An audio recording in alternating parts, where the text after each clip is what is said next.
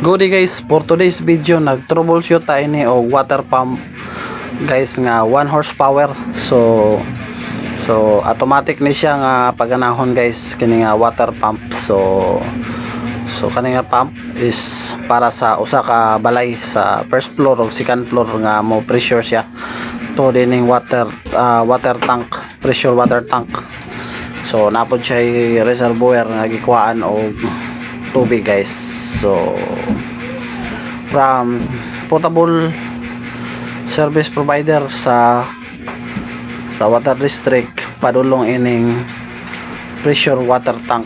So dapoy water pump nga gamit. So automatic niya to ni siya nga i-install guys, pero need na to i-troubleshoot para kuan na to, ma-sure na to og defective ba siya or okay pa ba siya nga ma-install og balik.